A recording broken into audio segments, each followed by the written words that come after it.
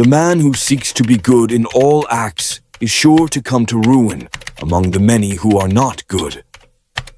Niccolo Machiavelli. A man's ruin is not his enemies, but his own blindness. Picture him now standing alone in a crowded room, his smile faltering as he offers loyalty to faces that smirk in shadows. He clings to the myth that his kindness will shield him, that his open heart will earn him a throne. He is wrong. Every step he takes without calculation is a step toward his own erasure.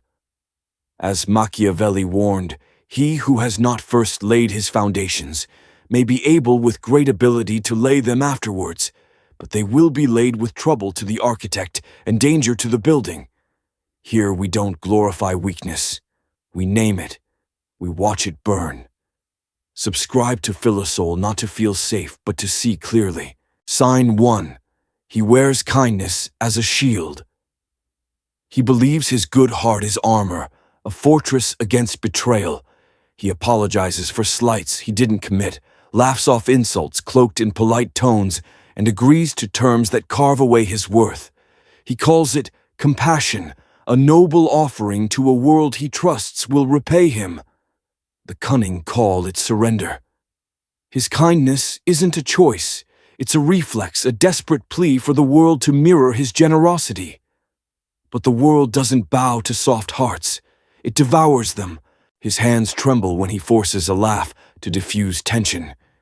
His shoulders slump to avoid conflict. His eyes dart to gauge approval. His instincts scream danger, a tightening in his chest, a prickle on his skin. But he drowns them in smiles, convinced his warmth will disarm the cold. His physiology is wired for connection, not caution, leaving him exposed to those who sense his weakness like blood in the water. He craves acceptance, equating it with safety. Every apology he offers is a brick in a cage he builds around his pride, meant to keep predators at bay, but trapping him inside. He tells himself he's being good, but it's fear masquerading as virtue, fear of rejection, fear of conflict, fear of standing alone. He worships the myth of universal goodwill, blind to the jagged truth kindness. Without strategy is a leash handed to those who know how to pull. His soul yearns for a world where goodness is enough. But this is a fantasy, a child's dream he clings to, refusing to see that the world rewards calculation, not sacrifice. He thinks his heart is a shield. It's a target painted bright for predators to aim. What if kindness was never a shield, only a test of your discernment? His obsession with goodness blinds him to the wolves circling. He gives without limit, forgives without question, trusts without proof. He offers his time, his energy, his loyalty to those who never asked, never earned. The manipulator flatters him, and he beams unaware of the strings attached. The taker tests him, and he gives more, believing it proves his worth. The narcissist feeds on him, and he calls it connection, not seeing the slow drain of his vitality. He stands in rooms where power is traded, but he trades only his dignity, offering pieces of himself to those who will discard him when he's no longer useful. His kindness is a currency he spends without counting, bankrupting his own strength. Sign 2. He talks but never listens. Words spill from him like blood from an open wound, uncontrolled and reckless. He talks to fill the void, to be seen, to be liked. In a room of strangers, he lays bare his beliefs, his fears, his ambitions, thinking openness is authenticity. But every word is a map to his vulnerabilities, handed freely to those who listen with intent. He doesn't listen, he interrupts, dismisses, or ignores, too consumed with his own voice to hear the warnings, advice, or truths others offer. The wise man observes in silence, collecting power, reading faces, measuring motives. The stupid man becomes the spectacle, his voice, a beacon for those who hunt the weak. His pulse spikes when silence falls, his throat tightens, his palms sweat. His heart races to fill the gap with noise. His body dreads the pause, equating it with rejection. He speaks to soothe his nerves, not to command the room. His physiology betrays his discomfort with stillness, driving him to chatter, as if words could anchor him. But they don't. They expose him, each sentence a flare, signaling his position. His need to be heard is a trap rooted in insecurity. He mistakes attention for respect, believing that if he speaks enough, he'll be valued. His words are not weapons, they're confessions revealing his doubts, his plans, his pain.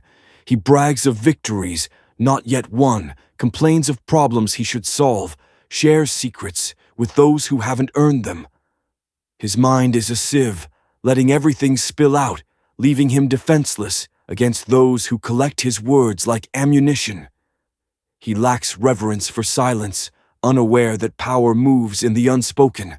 His soul is an open book left for anyone to scribble in. He believes authenticity means bearing all, but vulnerability without boundaries is suicide. He is not a strategist.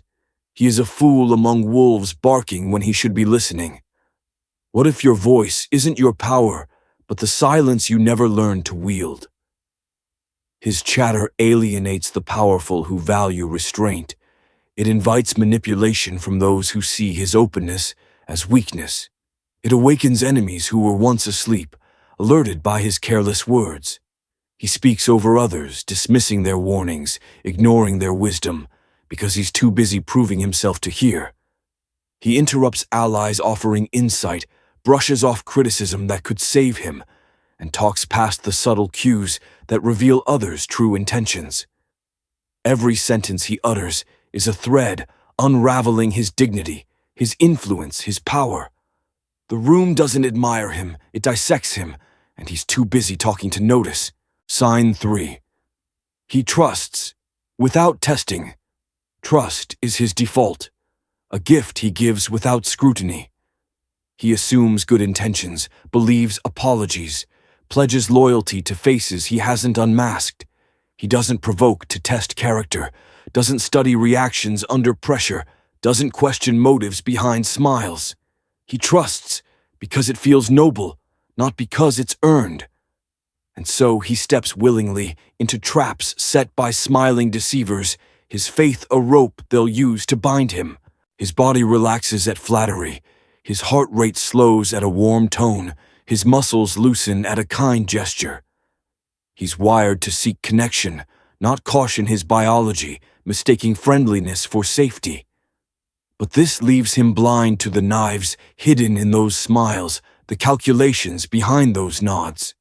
His instincts are dulled by a need to belong, making him an easy mark for those who play the game. He equates friendliness with character charisma, with honesty. His ego demands his trust be justified even when patterns scream betrayal.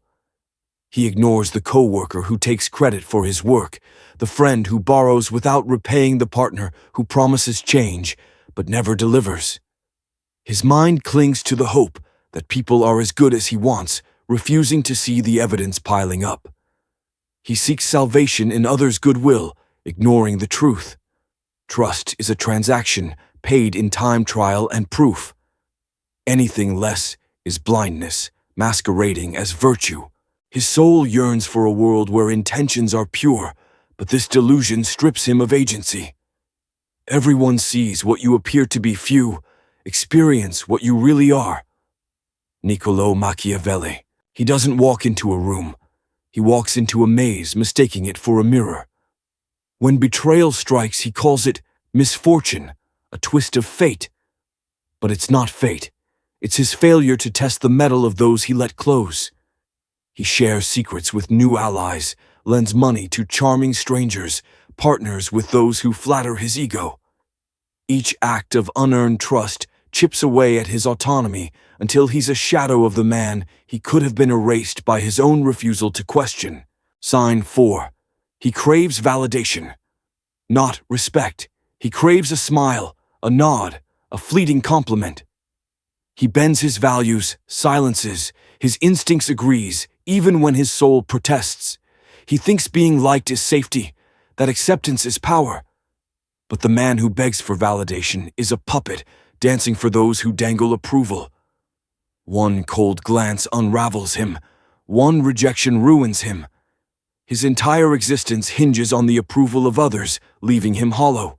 His body is a slave to dopamine, a rush from praise, a crash from dismissal. His heart races when someone nods in approval. His stomach churns when they turn away. He's wired to seek social reward, but it's a trap chaining him to the whims of others. His physiology craves the fleeting high of being liked over the steady strength of being respected. Every interaction is a performance, his body begging for the next hit of validation. His self-worth is outsourced, built on the shifting sands of others' opinions.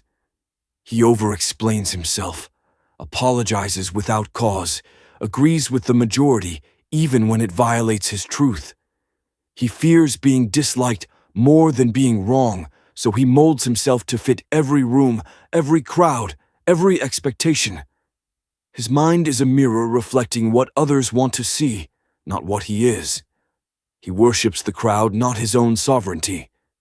He trades his fire for their fleeting warmth, believing acceptance will fill the void within. But the void grows because validation is a drug, not a foundation. He doesn't stand in a room. He begs in it, his posture screaming, "Do you like me? Did the world ever respect you? Or just tolerate what you gave up to be liked?" He collapses under the weight of his own need, blending into the crowd, forgettable, replaceable. He laughs at jokes that mock him, praises those who outrank him, agrees when he wants to dissent. He thinks fitting in is strength, but it's surrender, leaving him a shell of a man, chasing shadows of approval that vanish when he reaches for them. 5. He can't control his emotions. His emotions are chains, not weapons. An insult sparks rage, a failure breeds despair, a betrayal fuels vengeance he can't deliver. He mistakes feeling deeply for acting wisely, but emotion clouds his vision, making him predictable. He lashes out when provoked, panics when plans fail, celebrates too soon, mourns too loudly. His reactions are a roadmap for those who seek to control him. His amygdala hijacks him. Fight, flight, or freeze, but never pause. His heart pounds when insulted, his fists clench when betrayed, his voice trembles when rejected. His body reacts before his mind can strategize, signaling weakness to those who watch. He is addicted to the rush of emotion, equating it with authenticity. An insult makes him shout, a slight makes him sulk, a victory makes him boast. He thinks these outbursts prove he's alive, but they prove he's predictable. His mind is a battlefield where reason loses to impulse, where every provocation pulls him into a fight he's not prepared to win. He has no anchor, no center. His soul is tossed by every wave, never learning to navigate the storm. He believes passion is power, but it's chaos, leaving him vulnerable to those who wield restraint. He is not a warrior. He is a storm, chaotic and easily outmaneuvered. True strength is non-reaction. Let the insult land. Let the betrayal sting. Hold the line. A storm that can't move you will learn to respect you. His reactions expose his hand, making him a pawn in a game he doesn't understand. The powerful pause, observe, strike with precision. He flails, driven by mood, and loses every time. He shouts when he should listen, retreats when he should stand, celebrates when he should prepare. His emotions are not his strength, they are his shackles. 6. He always thinks he's right and rejects brutal truths. He never looks in the mirror. Every failure is someone else's fault, the system his boss, his friend's fate. He is convinced he's right, dismissing evidence, rejecting critique, clinging to his own narrative as if it's sacred. He curses the world, believing it conspires against him, when the truth is simpler. The world doesn't care. His poor decisions, unchecked emotions, lack of discipline built his cage. But he refuses to see it, rejecting the brutal truths that could set him free. As Nietzsche said, the snake, which cannot cast its skin, has to die. as well the minds which are prevented from changing their opinions. They cease to be mind. His brain rewires for victimhood, seeking external causes to soothe the pain of failure. Self-reflection feels like a threat to his survival, so he deflects his cortisol, spiking at the thought of facing his own flaws. His body clings to the comfort of blame, avoiding the discomfort of truth. Blame is his shield protecting his ego from the reality that his choices shaped his ruin.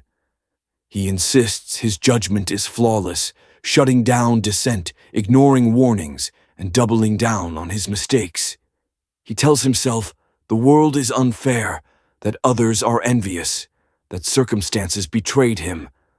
But this is a lie he crafts to avoid the mirror.